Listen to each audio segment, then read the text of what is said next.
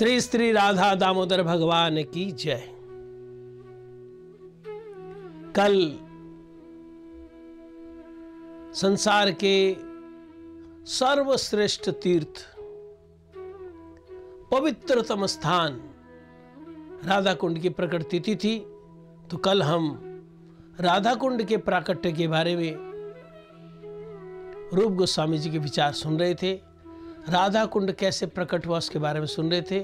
उससे पहले परसों हम पवित्र दामोदर मास में भगवान की जो दाम बंधन लीला उसका रसास्वादन कर रहे थे। तो हमने ये सुना कि माता यशोदा ने जब हम गोपाल जी को ओखली से बांध दिया तो फिर माता यशोदा तो अपने काम में लग गई। गोपाल जी उस ओखली को खींचते खींचते आंगन में आ गए।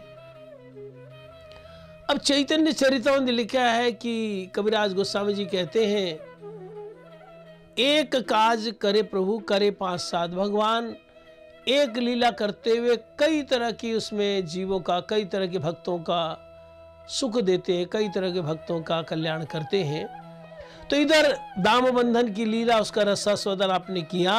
अब आगे की लीला, उस ओखली को खींचकर भगवान ले गए उन यमलार्जुन वृक्षों के पास जिन कुबेर पुत्रों को नारद जी ने अभिशाप दिया था और अभिशाप से जिनको वृक्ष बना दिया था।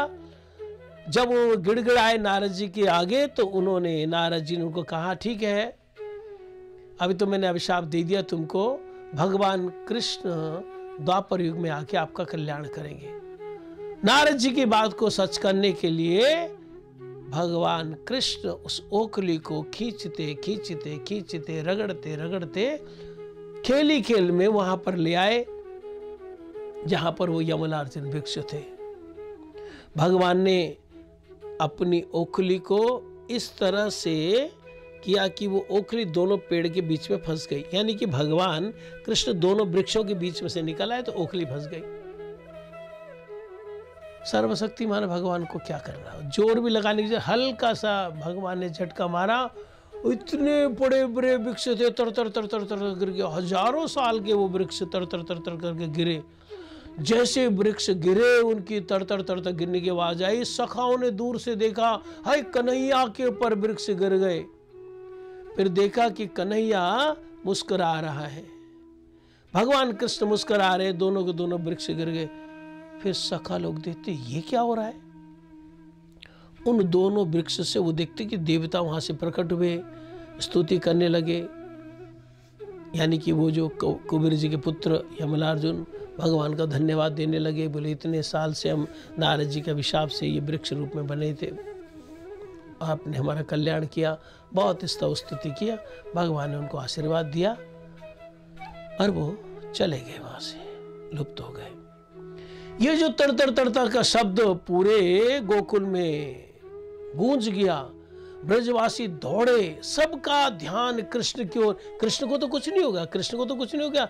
जिधर से आवाजें, जो जिस अवस्था में उसी अवस्था में दौड़े सारे के सारे। माता यशोदा भी दौड़े, नंद महाराज भी दौड़े, रुक्मिणी भी दौड़ी, सारे दौड़े उधर को। नंद महाराज वहां पर पहुंच के देखते हैं कि दो बड़े बड़े वृक्ष वहां पर गिरे हुए हैं और ओखली से बंधे हुए उनके गोपाल जी हैं। भगवान ने ऐसा चेहरा बनाया हुआ जैसे वो डर गए हों, वो वृक्ष के गिरने से भयभीत हो गए हों। नंद महाराज जी ने उस रस्सी को खोला, जैसी रस्सी से खोला ओखली से अलग हुए कृष्ण बस नंद महाराज के गोद में चिपट गए, जैसे बच्चा डर के चिपट से गए। तभी माता यशोदा जब वहां पर आई तो नंद महाराज ने उनको बोलना शुरू किया, तूने बच्चे को ऐसे करके बांध दिया, अगर ये पेड़ हमारे लाला के ऊपर गिर जाते तो फिर क्या होता। थोड़ा डांटने लगे। श्री कृष्ण ने इतनी जोर से जकड़ा हुआ अपने पिता को जैसे डर से कांप रहे हो। लेकिन जब नंद महाराज ने यशोदा को डांटा तो कन्हैया को लगा कि मैंने अपनी लीला संपादन करी और मेरी माँ को डांट पड़ रही है।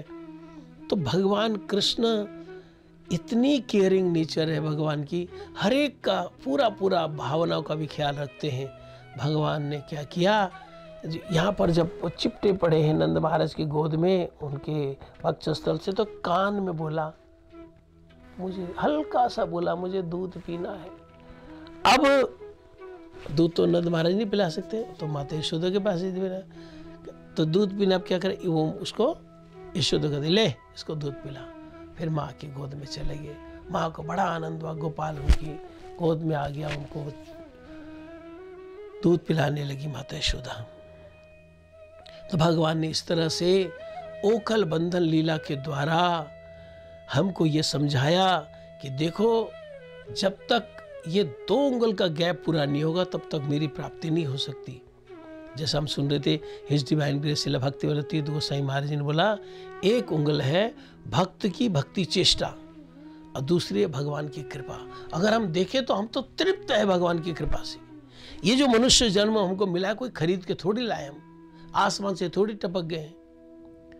बड़े भाग मानस तन पावा, बड़े भाग्य से, सौभाग्य से भगवान ने हमको ये गोल्डन चांस दिया हुआ है, तो भगवान की कृपा है।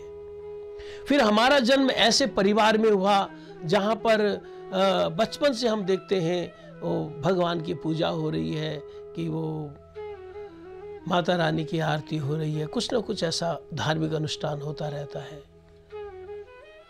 हमारा जब अन्नप्राशन हुआ भगवान के नाम से हुआ, भगवान के प्रसाद से हुआ, तो हमारा सौभाग्य है कि हमारा हिंदू परिवार में, सनातन धर्म के मानने वाले परिवार में हमारा जन्म हुआ। फिर सबसे बड़ी बात की पवित्रतम भूमि जो है पूरे विश्व में, भारत भूमि में हमारा जन्म हुआ, आध्यात्मिक रूप से जो बहुत ही समृद्ध भूमि है।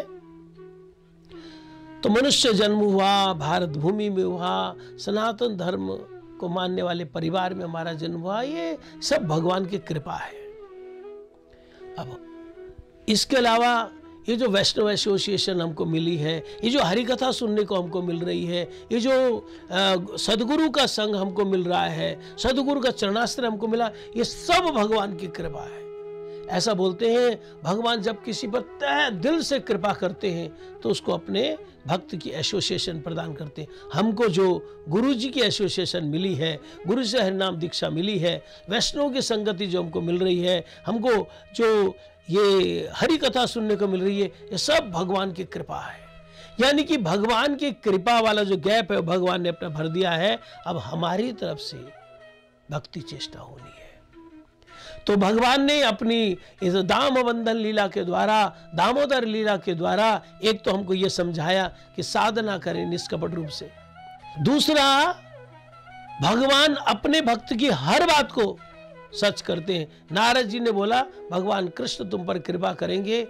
इतने सालों बाद भगवान कृष्ण ने ऐसी लीला करी, ऐसी लीला करी कि उन दोनों का, कुबेर पुत्र जो नल कुबेर मणिग्रीव, उनका कल्याण किया। तीसरी बात, भगवान बहुत ही केयरिंग नेचर के हैं। इधर नंद महाराज को भी उन्होंने प्रसन्न किया और उधर माँ यशोदा की गोद में उनका जो दुग्ध पान करने के लिए वो गए, माता यशोदा का भी उन्होंने पूरा ख्याल रखा। इसके अलावा भगवान जब जब लीला करते हैं उनका एक ही उद्देश्य होता है, अपने भक्तों को सुख देना। अपने भक्तों को सुख देने के लिए भगवान ने दाम बंधन लीला की, और हम जैसे जीवों के कल्याण के लिए, ताकि हम भगवान की लीलाओं को पढ़ें, सुने, बोलें, चिंतन करें और हमारा कल्याण हो। इस तरह से ये कार्तिक मास, दामोदर मास में ये दाम बंधन लीला हुई। सत्यव्रत मुनि जी ने बहुत सुंदर एक दामोदर अष्टकम लिखा है, जिसका पहला जो पद है वो है, नमामीश्वरम सचिदानंद रूपम लसत कुंडलम गोकुले भ्राजमानम यशोदाभियोलुक लाभधावमानम परामृष्टमत्यन ततो धृप्य गोप्या नमामीश्वरम सचिदानंद रूपम लसत कुंडलम गोकुले भ्राजमानम। इसमें बड़ा सुंदर चित्रण है कि किस तरह से आगे आगे गोपाल जी दौड़ रहे हैं, उनके कुंडल किस तरह से उनके कपोल में के पास पास हिल रहे हैं और किस तरह से माता यशोदा उनको पकड़ने के लिए उनके पीछे दौड़ रही है। कल इसका रसास्वादन हम करेंगे। तब तक के लिए हरे